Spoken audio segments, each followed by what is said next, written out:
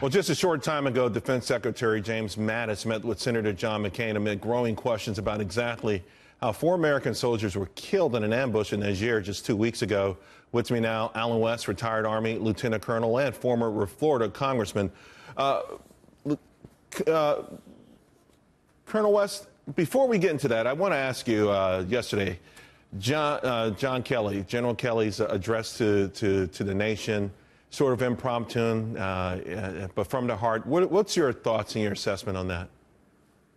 Well, it's very simple. It's good to be with you, Charles. We can understand a man that has nearly 40 years of service in uniform as enlisted and also as an officer in the Marine Corps who lost his son in Afghanistan, a Marine Corps officer. But for me, it's a story that's very simple. My father served in combat in World War II.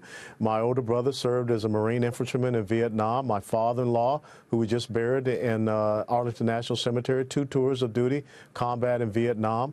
I served in a combat zone, and now my nephew is serving. He's already done 2 tours in Afghanistan.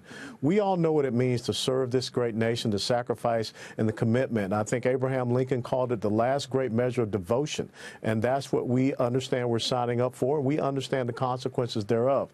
But the fact that we're trying to politicize that level of commitment and service, that is truly despicable and disgusting to me. General Kelly also talked about essentially the cost of freedom and some of the fights. We know the large theaters out there that we're engaged in, but people were surprised to find that we would have soldiers in Niger, and then the criticism is mounting. Then, well, if we have them out there, are we protecting them? Was there drone coverage? What were they doing out there? How necessary is it that we have clandestine operations or to have such a broad, tentacles around the world? Well, it's very important. One of the things we don't understand, just because we've reduced the territorial footprint of ISIS there in Raqqa and Mosul, it does not mean it has not metastasized. And one of the places we're seeing the spread of Islamic jihadism is in North Africa. They call it the Maghreb. But then also in sub-Saharan Africa, we know about Boko Haram in Nigeria. But you have this group, Al-Qaeda in the Maghreb. They're pushing down out of North Africa. Now you have the Islamic State of the Sahel. And so what we have are our special operators doing what is called foreign internal defense, FED missions, and they're going in and working with local nationals and also working with these tribal elders to try to deny sanctuary for these type of groups. But it is disconcerting that these special operators were in there. They did not have the right type of fire support and combat multipliers, because nothing is routine when you're operating in a combat zone.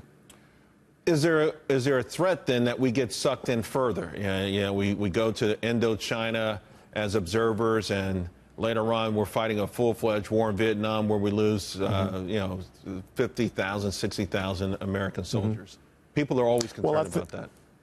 Well, absolutely. And I think the most important thing, if you remember early on in Vietnam, we had what was called the Strategic Hamlet Program, where our special operators were out in the countryside working with the local nationals and preventing the Viet Cong from coming in and getting those sanctuaries. But when we pulled out and we went to these major installations, we allowed the enemy to come into those areas.